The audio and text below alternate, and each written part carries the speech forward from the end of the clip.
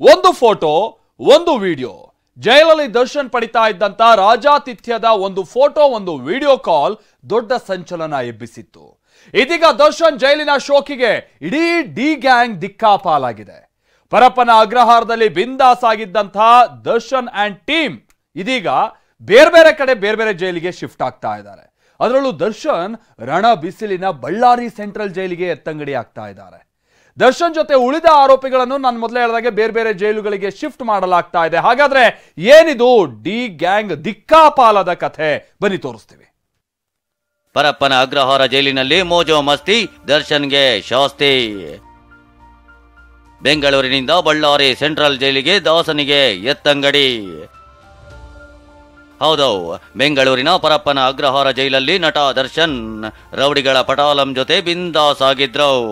ಆದ್ರೆ ಕಾರಾಗೃಹದಲ್ಲಿ ಕರಿಯನ ಕಹಾನಿಯ ಫೋಟೋಗಳು ಹೊರಬೀಳ್ತಿದ್ದಂತೆ ಸರ್ಕಾರ ಮುಜುಗರಕ್ಕೆ ತುತ್ತಾಗಿದೆ. ಹೀಗಾಗಿ ಇಂದು ಸಿಎಂ ಸಿದ್ದರಾಮಯ್ಯ, ಗೃಹ ಸಚಿವ ಪರಮೇಶ್ವರ್, ಕಾನೂನು ಸಚಿವ H K. Patil, DG and IGP Alok Mohan ಜೊತೆ ಸಭೆ ನಡೆಸಿದ್ರು. ಈ ವೇಳೆ ಆರೋಪಿಗಳ ಸ್ಥಳಾಂತರದ ಬಗ್ಗೆ ಅಧಿಕಾರಿಗಳು ಮಾಹಿತಿ ನೀಡಿದ್ರು. ಆರೋಪಿಗಳ ಸ್ಥಳಾಂತರಕ್ಕೆ ಅನುಮತಿ ಕೋರಿ ಬೆಂಗಳೂರಿನ 24ನೇ ಎಸಿಎಂಎಂ ಕೋರ್ಟ್ಗೆ ಅಧಿಕಾರಿಗಳು ಮನವಿ ಸಲ್ಲಿಸಿದ್ರು. ಪೊಲೀಸರ ಮನವಿಗೆ ಕೋರ್ಟ್ ಒಪ್ಪಿಗೆ ನೀಡಿದ್ದು, ದರ್ಶನ್ ಸೇರಿದಂತೆ ಹಲವು ಆರೋಪಿಗಳು ಬೇರೆ ಬೇರೆ ಜೈಲಿಗೆ ಶಿಫ್ಟ್ ಆಗಲಿದ್ದಾರೆ.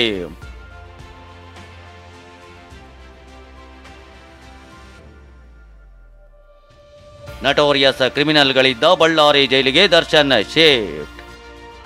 ಯಸ್, ಪೊಲೀಸರ ಮನವಿಗೆ ಕೋರ್ಟ್ ಒಪ್ಪಿದ್ದು ಸದ್ಯ ಪರಪ್ಪನ ಅಗ್ರಹಾರ ಜೈಲಲ್ಲಿರೋ ದರ್ಶನ್ ನನ್ನ ದೂರದ ರಣ ಬಿಸಿಲಿನ ಬಳ್ಳಾರಿ ಸೆಂಟ್ರಲ್ ಜೈಲಿಗೆ ಶಿಫ್ಟ್ ಆಗಲಿದ್ದಾರೆ. ಉಳಿದ ಆರೋಪಿಗಳನ್ನ ಬೇರೆ ಬೇರೆ ಜೈಲಿಗೆ ಶಿಫ್ಟ್ ಮಾಡಲು ಪೊಲೀಸರು ಮುಂದಾಗಿದ್ದಾರೆ.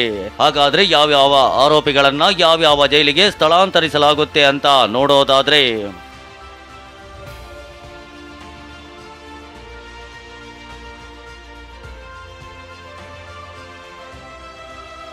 ಅಂದಹಾಗೆ ರೇಣುಕಾ ಸ್ವಾಮಿ ಕೊಲೆ ಕೇಸ್ನಲ್ಲಿ ಏಟು ಆಗಿರೋ ದರ್ಶನ್ ಪರಪ್ಪನ ಅಗ್ರಹಾರ ಜೈಲಿಂದ ಬಳ್ಳಾರಿ ಜೈಲಿಗೆ ಶಿಫ್ಟ್ ಮಾಡಲು ಪೊಲೀಸರು ಮುಂದಾಗಿದ್ದಾರೆ. ಇನ್ನು A3 Pavan, A4 Raghavendra, A5 ನಂದೀಶ್ಗೆ Mysuru ಜೈಲಿನ ದಾರಿ ತೋರಿಸುತ್ತಿದ್ದಾರೆ. A6 ಜಗದೀಶನನ್ನ ಶಿವಮೊಗ್ಗ ಜೈಲಿಗೆ ಶಿಫ್ಟ್ ಮಾಡಲಿದ್ದು, A9 ಧನ್ರಾಜ್ ಧಾರವಾಡ ಜೈಲು ಪಾಲಾಗಲಿದ್ದಾನೆ. ಇನ್ನು A10 ವಿನಯ್ ವಿಜಯಪುರ ಜೈಲು, A11 ನಾಗರಾಜ್ ಕಲಬುರಗಿ ಜೈಲು, A12 ಲಕ್ಷ್ಮಣ ಶಿವಮೊಗ್ಗ ಜೈಲಿಗೆ ಸ್ಥಳಾಂತರವಾಗಲಿದ್ದಾರೆ. ಹಾಗೇನೆ ಬೆಳಗಾವಿಯ ಹಿಂಡಲಗ ಜೈಲಿಗೆ A14 ಪ್ರದೋಷ್ ಎತ್ತಂಗಡಿ ಆಗಲಿದೆ.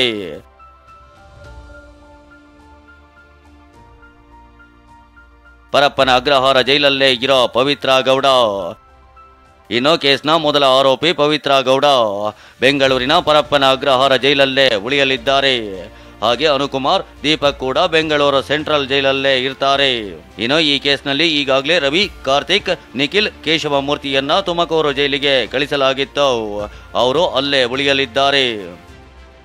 ಬಳ್ಳಾರಿ ಜೈಲಿನಲ್ಲಿ ಸಿದ್ಧತೆ ಆರಂಭ, ಸೆಲ್ಗಳ ಪರಿಶೀಲನೆ. ದರ್ಶನ್ ಬಳ್ಳಾರಿ ಜೈಲಿಗೆ ಶಿಫ್ಟ್ ಆಗ್ತಿರೋ ಹಿನ್ನೆಲೆಯಲ್ಲಿ ಅಲ್ಲಿನ ಜೈಲಾಧಿಕಾರಿಗಳು ಸಿದ್ಧತೆ ಆರಂಭಿಸಿದ್ದಾರೆ. ಜೈಲಿನ ವಿಐಪಿ ಸೆಲ್ಗಳ ಅಂತಿಮ ಹಂತದ ಪರಿಶೀಲನೆ ನಡೆಸಿದ್ದು, ಜೈಲಿನ ಸಿಸಿ ಕ್ಯಾಮೆರಾ ಚೆಕ್ ಮಾಡಿದ್ದಾರೆ. ಕೋರ್ಟ್ ಆದೇಶದ ಪ್ರತಿ ಕೈ ಸೇರ್ತಾಗಿದ್ದಂತೆ ದರ್ಶನ್ ರನ್ನ ಬಳ್ಳಾರಿ ಸೆಂಟ್ರಲ್ ಜೈಲಿಗೆ ಕರೆದೊಯ್ಯಲಾಗುತ್ತೆ.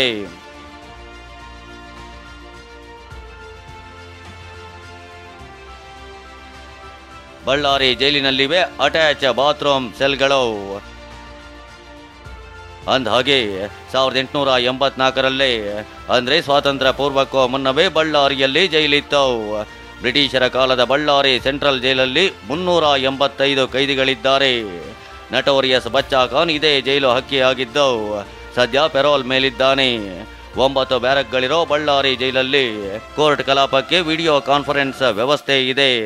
ಅಟ್ಯಾಚ್ ಬಾತ್ರೂಮ್ ಇರೋ ಸೆಲ್ಗಳಿದ್ದು ಅದೇ ಸೆಲ್ನಲ್ಲಿ ದರ್ಶನ್ ರನ್ನ ಇರಿಸೋ ಸಾಧ್ಯತೆ ಇದೆ. ಬಳ್ಳಾರಿಯ ಸೆಂಟ್ರಲ್ ಜೈಲಿನಲ್ಲಿ ಸುಮಾರು 480ಕ್ಕೂ ಅಧಿಕ ಕೈದಿಗಳನ್ನು ಉಳಿಸಿಕೊಳ್ಳುವಂತಹ ಸಾಮರ್ಥ್ಯ ಇರುವಂಥದ್ದು. ಈಗಾಗಲೇ 380 ಕೈದಿಗಳು ಈಗಾಗಲೇ ಬಳ್ಳಾರಿಯ ಸೆಂಟ್ರಲ್ ಜೈಲ್ ಇರುವಂಥದ್ದು. VVIP ಸೆಲ್ಗಳಿದ್ದಾವೆ, ಅಂದರೆ ಪ್ರತಿ ಸೆಲ್ಗಳಿಗೆ ಅಟ್ಯಾಚ್ ಬಾತ್ರೂಮ್ ವ್ಯವಸ್ಥೆ ಕೂಡ ಇರುವಂಥದ್ದು. ಮತ್ತು VIP ಅಂದರೆ ದರ್ಶನ್ ಅವರು ಕೂಡ ಸೆಲೆಬ್ರಿಟಿ ಆಗಿರುವಂತಾಗಿ ಇಲ್ಲಿ ಬಂದರೆ ವ್ಯವಸ್ಥೆ ಕೂಡ ಇರುವಂಥದ್ದು. ಜೊತೆಗೆ ಇಲ್ಲಿ ವಿಡಿಯೋ ಕಾನ್ಫರೆನ್ಸ್ ವ್ಯವಸ್ಥೆ ಕೂಡ ಇರುವಂಥದ್ದು, ಅಂದರೆ VC ವ್ಯವಸ್ಥೆ ಕೂಡ ಈ ಬಳ್ಳಾರಿ ಜೈಲಿನಲ್ಲಿ ಇರುವಂಥದ್ದು. ಪರಪ್ಪನ ಅಗ್ರಹಾರ ಜೈಲಿನಲ್ಲಿ ರಾಜಾತಿಥ್ಯ ಪಡೆದಿದ್ದ ದರ್ಶನ್ ಈಗ ಬಿಸಿಲಿನ ಬಳ್ಳಾರಿ ಜೈಲಿಗೆ ಶಿಫ್ಟ್ ಆಗ್ತಿದ್ದಾರೆ. ಅತ್ತ ಪವಿತ್ರ ಇದೇ ಪರಪ್ಪನ ಅಗ್ರಹಾರ ಜೈಲಲ್ಲೇ ಉಳಿಯಲಿದ್ದಾರೆ. ಪವಿತ್ರ ಗೌಡ ಜಾಮೀನು ಅರ್ಜಿ ವಿಚಾರಣೆ ನಾಳೆಗೆ ಮುಂದೂಡಿಕೆ. ದರ್ಶನ್ ಶೋಕಿಯಿಂದಾಗಿ ಪವಿತ್ರ ಗೌಡ ಫಜೀತಿಗೆ ಬಿದ್ದಿದ್ದಾರೆ. ಇವತ್ತು ಪವಿತ್ರ ಗೌಡ ಭೇಟಿ ಮಾಡಲು ಜೈಲಿಗೆ ಕುಟುಂಬದವರು ಆಗಮಿಸಿದ್ರು. ಆದರೆ ದರ್ಶನ್ ಜೈಲಿನ ಫೋಟೋ ವೈರಲ್ ಹಿನ್ನೆಲೆಯಲ್ಲಿ ವಿಶೇಷ ಎಂಟ್ರಿಗೆ ಅನುಮತಿ ನಿರಾಕರಿಸಲಾಗಿತ್ತು. ಹೀಗಾಗಿ ಮಗಳಿಗಾಗಿ ಹಣ್ಣು ತಂದಿದ್ದ ತಂದೆ ತಾಯಿ ಸಹೋದರರು ಬಂದ ದಾರಿಗೆ ಸುಂಕವಿಲ್ಲ ಅಂತ ವಾಪಸ್ ತೆರಳಿದ್ರು. ಈ ಮಧ್ಯೆ ಇಂದು ಪವಿತ್ರ ಗೌಡ ಸಲ್ಲಿಸಿದ್ದ ಜಾಮೀನು ಅರ್ಜಿ ವಿಚಾರಣೆ ಬೆಂಗಳೂರಿನ ಸಿಟಿ ಸಿವಿಲ್ ಮತ್ತು ಸೆಷನ್ಸ್ ಕೋರ್ಟ್ನಲ್ಲಿ ನಡೆಯಿತು. ಪವಿತ್ರ ಗೌಡ ಪರ ಹಿರಿಯ ವಕೀಲ ಟಾಮಿ ಸೆಬಾಸ್ಟಿಯನ್ ವಾದ ಮಂಡಿಸಿದ್ರು. ಆದ್ರಾಕೆ ಕೊಲೆಯ ಒಳಸಂಚಿನ ಭಾಗ ಆಗಿಲ್ಲ. ಯಾವುದೇ ಪ್ರತ್ಯಕ್ಷದರ್ಶಿ ಹೇಳಿಕೆ ದಾಖಲಾಗಿಲ್ಲ. ಮೇಲಾಗಿ ಕೊಲೆಯ ಸಂಚೆ ಅಥವಾ ಆಕಸ್ಮಿಕ ಸಾವೆ ಅಂತ ನಂತರ ತಿಳಿಯಬೇಕಿದೆ. ತನಿಖೆ ಸಂಪೂರ್ಣವಾಗಿ ಮುಕ್ತಾಯವಾಗಿದೆ. ಹೀಗಾಗಿ ಮಹಿಳೆ ಅನ್ನೋದನ್ನ ಪರಿಗಣಿಸಿ ಜಾಮೀನು ನೀಡೋಕೆ ಮನವಿ ಮಾಡಿದ್ರು. ಜಡ್ಜ್ ವಿಚಾರಣೆಯನ್ನ ನಾಳೆಗೆ ಮುಂದೂಡಿದ್ರು. ಆನೇಕಲ್ನಿಂದ ರಾಮು ಜೊತೆ ಪ್ರಜ್ವಲ್, ಪ್ರದೀಪ್, TV9 ಬೆಂಗಳೂರು.